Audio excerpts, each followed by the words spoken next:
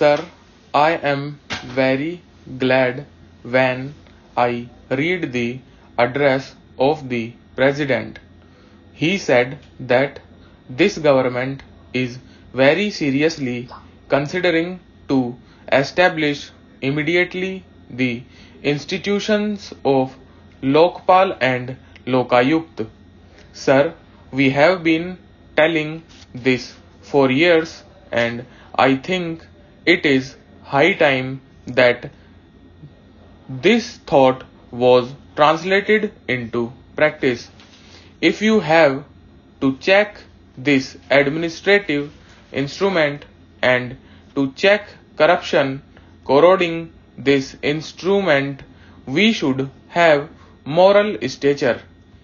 We politicians, particularly politicians who are in positions of power, must have moral stature, otherwise we can never keep this instrument in order, and unless this instrument is put in order, the whole problem is going to be complex and we will not be able to solve the economic crisis.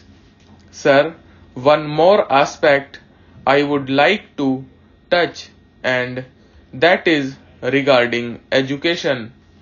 This is one aspect of our life on which there have been a plethora of seminars, there have been a plethora of conferences and numerous reports, but the education system continues as it is. Sir, I have been a member of the university syndicate. We are spending crores and crores of rupees on producing graduates and postgraduates and PhDs. Thousands and thousands of them. For what purpose? What is the plan? What for do you want them in this country? What is happening? We are just preparing fodder for all types of agitations, good, bad, and indifferent. I think all of us know that some of the postgraduates have become Naxalis. Why? They are extremely frustrated. It is a national waste. And what is it that we are getting by spending crores and crores of rupees? Should we not look into this problem? Sir, I would prefer if the government can close down all these colleges for, say, 10 years, which would perhaps be more useful for this country. Let them train people for some independent living. Let us train them to make a living instead of making them graduates and postgraduates with no goal of life, with no practical knowledge, making them absolutely frustrated and desperate. The third important thing which I would like to touch upon is the problem of soil erosion. I am sorry, people are not realizing the dangers. People have been writing articles on soil erosion. Recently, I happened to meet a scientist on soil erosion. I do not know whether it is an exaggeration, but Still, what he said was that soil erosion is taking place at such an alarming rate that within 15 to 20 years the Bhakra Nangal Dam will be completely silted up. Forests are being destroyed. Is the government thinking about this?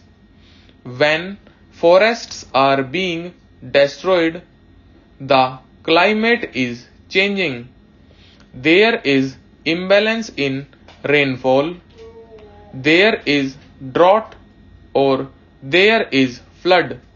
This is upsetting the economy because our entire economy depends on monsoon. Forests are being destroyed. Unless this problem is attended to, we will not be able to achieve the socio-economic objectives of the 8th plan. Sir, in conclusion, I would say that once again I congratulate our finance minister. He has said at the end in the first part of his speech that the government is resolved to eliminate smuggling, black marketing, tax evasion and various other things. Sir, the extent of tax evasion in this country and the extent of tax areas in this country, are they not a blot on the tax administration? A few years ago, 15 years ago, we used to say that the income tax officer was an unapproachable person. Today, he is the most flexible and the most easily manipulated person. How much money is being evaded? Perhaps if we check this tax evasion, we need not have to resort to imposing taxes on BDs, cigarettes and all these things. How much money is being drained away through tax evasion just because the income tax officers have only one thing in their mind, that is their self-interest. Take the Central Excise Department. Sir, if the collector of Central Excise has to get a regular amount of money from each circle, then what is the Central Excise Department for? Should we not do something about this? The finance minister in his speech has discounted the prophecies of doom, but the budget alone cannot work miracles. The budget alone cannot solve the socio-economic problems unless these steps are taken. Prophecies of doom may after all come true. Sir, it will be a repetition on my part if I refer to some of the causes that have led the economic situation to this crisis. It is worthwhile to remember them to appreciate the budget proposals that have been presented by the Honorable Finance Minister. Sir, the budget should not only indicate the revenue receipts and expenditure, but it should also take into account our past performance and our areas of inadequacies, and it should project the future program to achieve our socio-economic goals. An efficient budget is that which does not raise the cost of living of the masses.